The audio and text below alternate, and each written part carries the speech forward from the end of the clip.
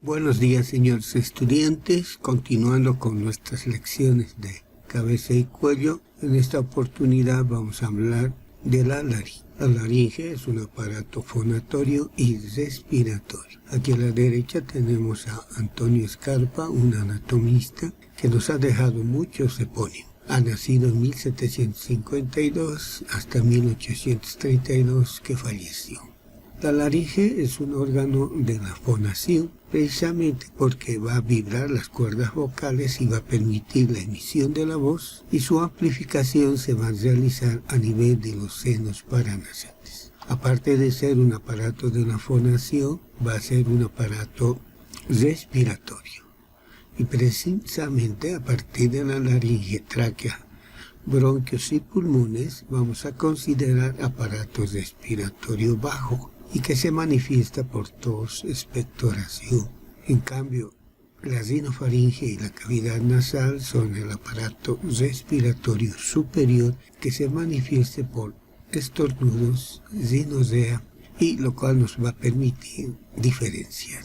La laringe es un órgano tubular de forma infundiliforme, de base superior y de vértice inferior. Es un órgano músculo cartilaginoso fibroso, por lo tanto van a participar cartílagos, membranas, músculos. La laringe es fácilmente visible en la parte anterior del cuello. En los varones, a partir de la pubertad, se va a manifestar y se va a hacer más prominente. Y de ahí que se les ha denominado nuez o manzana de Adán.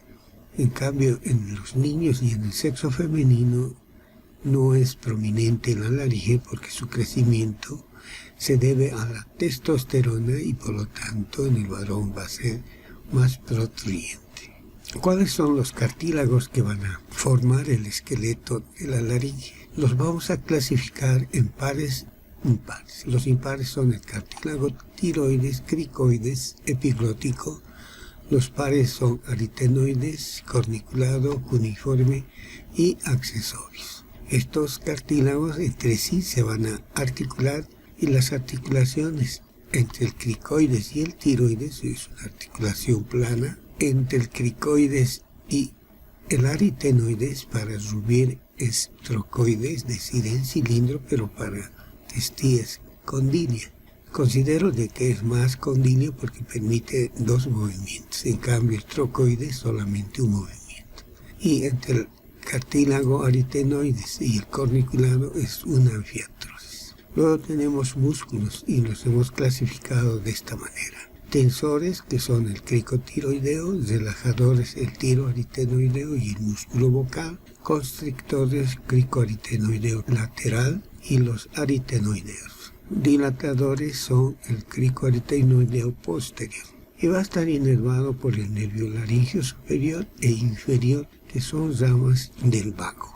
Entonces expliquemos cada uno de los cartílagos. El cartílago tiroides es un cartílago que está unido por su parte anterior por dos láminas cuadriláteras formando un ángulo diedro. Se denomina tiroides porque en griego tiroides significa parecido a escudo. Por lo tanto va a tener una cara externa y una cara interna. En la cara externa lo que nos va a llamar la atención es la cresta oblicua, que va a estar delimitado por arriba por un tubérculo y por abajo otro tubérculo inferior. Esta cresta oblicua es producto de la inserción de los músculos tiroideo, esternotiroideo y el constrictor inferior de la laringe. La cara interna es lisa, no tiene ningún relieve importante. De los bordes, el borde anterior está unido, el borde superior va a formar una escotadura denominada escotadura laringea o incisura. El borde inferior es sinuosa y el borde posterior va a permitir la prolongación superior a lo cual vamos a denominar asta superior, y en la parte inferior el asta inferior. El cartílago laringio tiene aproximadamente 30 milímetros de longitud, el cuerno superior tiene 15 milímetros y el cuerno inferior 7.5 milímetros. Como forma un ángulo diedro, en el varón va a ser menor a 90 grados y en la mujer va a ser mayor a 90 grados. Es decir, puede llegar hasta 120 grados. Y por lo tanto, cuando es menor el ángulo del cartílago tiroides, la voz es gruesa, bitonal. En cambio, cuando es plano o de mayor ángulo, es decir, mayor a 120, va a ser aguda, como en los niños y en las mujeres. Y podemos ver otras imágenes del cartílago tiroides, la cresta oblicua, las astas superiores e inferiores, el ángulo en la incisura laringea. Luego tenemos el cartílago cricoides. Cricoides significa parecido a anillo. Un anillo de sello que tiene una placa o engarce en la parte posterior y en la parte anterior un arco. Este anillo va a tener un borde superior y un borde inferior. Va a tener una cara axial y una cara periférica. A nivel de la cara lateral, entre la unión del arco y la placa o engarce, vamos a observar una superficie plana que se va a articular con el asta menor del cartílago tiroideo. Por lo tanto, van a formar una articulación plana o artrodia. La placa, que se encuentra en la parte posterior, en su cara posterior va a presentar una cresta media y dos superficies o depresiones para la inserción del músculo cricoaritenoideo posterior. En su borde superior vamos a observar dos superficies convexas para la articulación con el cartílago aritenoides. Es una articulación condyle según Testi y según Rubin es trocoide. Luego tenemos el otro cartílago impar, que es el cartílago epiglótico. Este cartílago epiglótico tiene la forma de una hoja cuyo extremo inferior se va a denominar peciolo y va a tener una cara anterior, una cara posterior. En la cara anterior vamos a ver una línea o cresta oblicua anterior y vamos a observar en su cara posterior diferentes depresiones que son producto de las glándulas que tiene la laringe. Luego tenemos los cartílagos pares. Uno de los cartílagos pares es el cartílago aritenoide. Aritenoides significa regadera y este tiene una forma prismático triangular piramidal. Va a tener una base, un ápex, una cara posterior, una cara anterior, una cara interna y un borde lateral. La cara anterior es la que tiene muchos relieves y tiene por lo tanto mucha importancia. Vamos a tener en la parte superior la fosita triangular o hemisférica donde se va a insertar el pliegue vestibular. Luego en la parte inferior tenemos la fosita oval u oblonga donde se va a insertar parte del músculo tiroaritenoideo y van a estar separadas por una cresta arqueada denominada cresta arcuata de Luschka. Va a tener una cara interna, un borde externo. El ápex va a tener una superficie articular, va a articular con el cartílago corniculado formando una anfiartros. En la base vamos a tener en la parte medial el proceso vocal donde se va a insertar el ligamento vocal y el músculo vocal. En cambio, en la parte lateral tenemos el proceso muscular donde se van a insertar los músculos cricoaritenoideos. Y la base es una superficie articular cóncava que se articula con la parte o borde superior de la placa del cartílago cricoides. Y habíamos indicado que va a haber diferentes articulaciones entre los cartílagos de la laringe. Aquí tenemos la articulación cricotiroidea, es una articulación plana, sinovial. Aquí tenemos la articulación entre el cricoides y el aritenoides, es una articulación condilia o trocoide. Y en la parte superior tenemos una articulación entre el aritenoides y el cartílago corniculado, que es una anfiartrosis. Las membranas. Vamos a observar diferentes membranas y ligamentos. En la parte superior, entre el cartílago tiroides y el hueso hioides, vamos a tener la membrana tiroioidea. Esta membrana tiroioidea se va a insertar en el borde superior del cartílago tiroides, en los cuernos superiores y en la parte inferior del hueso hioides, tanto en el cuerpo como en el asta mayor. Esta membrana va a tener reforzamientos, a lo cual vamos a denominar ligamentos: tiroioideo medio, tiroioideo lateral. En el espesor de este ligamento tiroioideo lateral se va a encontrar un cartílago, como podemos ver acá, que se denomina cartílago triticio. Esta membrana va a estar perforada y vamos a observar dos orificios, izquierdo y derecho, para el ingreso tanto del nervio como de la arteria laringea superior. Luego vamos a tener en la parte inferior otra membrana denominada cricotiroidea, y se va a insertar en el borde superior del arco del cricoides y en el borde inferior del cartílago tiroides. Va a haber un reforzamiento en la parte anterior, a la cual algunos autores le denominan ligamento cricotiroideo medio. Y va a estar perforada también esta membrana para el ingreso del nervio y la arteria cricotiroidea. Luego tenemos la membrana cuadrangular. Esta membrana cuadrangular se va a insertar en el borde lateral del cartílago epiglótico y va a llegar hasta el borde lateral del cartílago aritenoides. Por lo tanto, va a tener un borde anterior, un borde posterior, un borde superior y un borde inferior. Este borde inferior va a tener un reforzamiento o engrosamiento, al cual vamos a denominar ligamento vestibular o cuerda vocal falsa. Luego vamos a tener el cono elástico que vemos acá y que se va a insertar en el borde superior del anillo cricoideo y va a ascender, como podemos ver, hacia el cartílago tiroideo y el cricoides, y el espesor superior, el borde superior de este cono elástico, va a denominarse ligamento vocal. Entre ambos ligamentos, el ligamento vestibular y el ligamento vocal, van a formar el ventrículo de Morgani. Luego vamos a tener los ligamentos posteriores. El más importante es el ligamento yugal, o también denominado ligamento cricofaringio.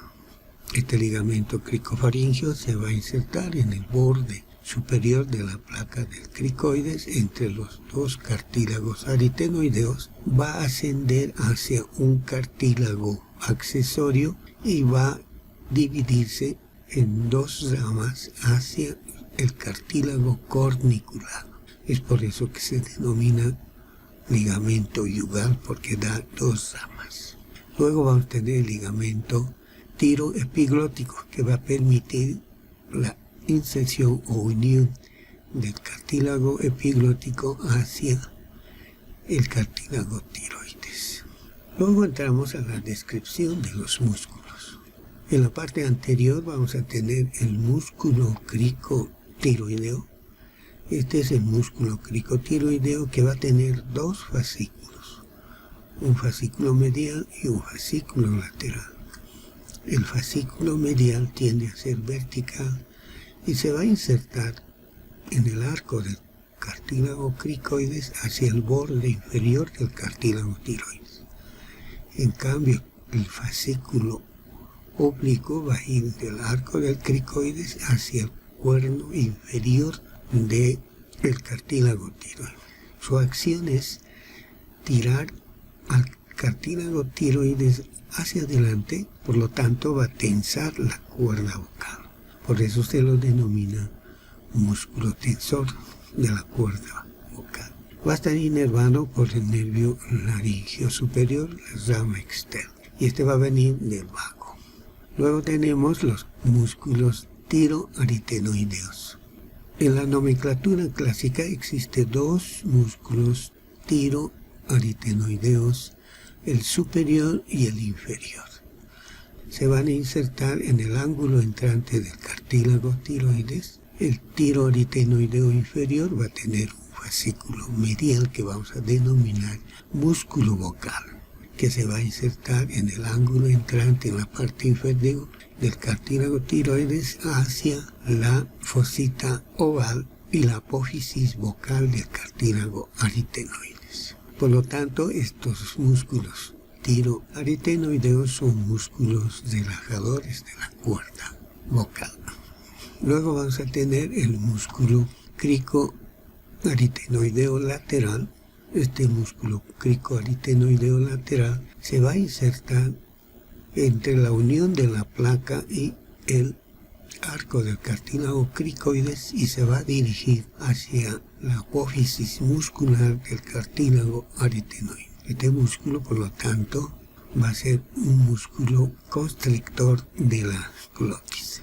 Por lo tanto, su acción va a ser cerrar la glotis. Luego tenemos el músculo cricoaritenoideo posterior. Este músculo cricoaritenoideo posterior se va a insertar en la cara posterior de la placa del cartílago cricoides y se va a dirigir hacia arriba y lateral hacia las apófisis musculares en su parte posterior. Su acción es dilatador, por lo tanto va a ser dilatador de la glotis. Luego vamos a tener los músculos aritenoideos, antes llamado aritenoideos. Estos músculos van a tener un fascículo transversal que se va a insertar en la cara posterior de los cartílagos aritenoideos y fascículos oblicuos que van a venir del pliegue epiglótico y van a formar una X aritenoidea. Luego vamos a tener epiglótico aritenoideos que van a reforzar el pliegue epiglótico aritenoideo. En este dibujo podemos ver el músculo cricotiroideo, el músculo cricoaritenoideo lateral, el cricoaritenoideo posterior, el músculo vocal y el tiroaritenoideo. La mucosa laringea. La mucosa laringea se va a dividir en tres pisos: un piso superior, supraglótico, un piso medio, los ventrículos, y un piso inferior, la hipolaringe. Entonces la parte superior del vestíbulo va a estar tapizado por un epitelio plano poliestratificado y que va a haber una transición hacia un epitelio cilíndrico ciliado respiratorio. Entonces podemos ver acá la epiglotis tapizado por la mucosa, los ventrículos laringeos y la hipofaringe. Los ventrículos laringeos van a estar formados por el pliegue vestibular y el pliegue vocal. Va a tener un techo, un piso y una prolongación anterior al cual vamos a denominar apéndice laringeo. En este ventrículo vamos a observar muchas glándulas que van a secretar un lubricante para las cuerdas vocales. Aquí podemos ver la mucosa laringea, la supraglotis por encima del pliegue vestibular, la glotis y la subglotis. La irrigación e inervación. La laringe va a estar inervada por el nervio vago a través del nervio laringeo superior. Este nervio laringeo superior se va a dividir en dos ramas. Una rama interna que va a ir a inervar la mucosa de la glotis. Además de eso va a llevar fibras sensoriales de la parte posterior de la lengua y fibras sensitivas de la glotis. Luego la rama externa va a ir a inervar al músculo cricotiroideo y además va a perforar a la membrana cricotiroidea y va a ir a inervar la porción infraglótica. Además de eso tenemos al nervio recurrente. Este nervio recurrente se denomina así, o laringio inferior, porque va a desprenderse del vago. En el lado derecho va a hacer su asa en la subclavia, en el lado izquierdo su asa en la aorta y va a ascender o recurrir entre la tráquea y el esófago para ir a inervar a todos los músculos de la laringe, excepto el crico tiroideo, que está inervado por el laringio superior. Las ramas sensitivas tanto del laringio superior como del laringio inferior van a formar la famosa asa de Galeno. La irrigación va a estar irrigada por las arterias tiroidea superior y tiroidea inferior a través de sus ramas laringe superior y laringe inferior de las cuerdas vocales. Si nosotros hacemos una laringoscopía directa o indirecta, la indirecta a través de un espejo y la directa a través del laringoscopio, ¿qué es lo que vamos a ver? Este es el vestíbulo, aquí está el cartílago epiglótico, el pliegue vestibular, aquí vemos a la cuerda vocal, la glotis está abierta y aquí la glotis está cerrada. El pliegue vocal, el pliegue vestibular, la epiglotis. Aquí vemos la incisura arytenoidea, este es el cartílago corniculado y aquí vamos a ver el cartílago cuneiforme. Aquí vemos el pliegue vestibular, el pliegue vocal, a todo esto llamamos vestíbulo de la laringe. Entre el ligamento o pliegue vestibular y vocal va a estar el ventrículo laringio y por debajo del ligamento vocal la hipofaringe. Aquí podemos ver el cartílago epiglótico, parte de la lengua, y en la parte posterior va a estar la faringe, ingresando hacia el esófago. Muchísimas gracias, esta es la penúltima clase, la última clase es faringe y con eso terminamos el módulo de cabeza y cuello y por lo tanto hay que prepararse para el examen parcial. Gracias.